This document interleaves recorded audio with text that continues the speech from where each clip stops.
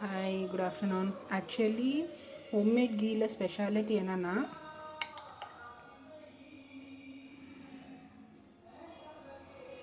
தாராளமாக போட்டுக்க முடியும். ஏன்னா நம்ம வீட்டில் செஞ்சுக்கிறோன்ட்டு.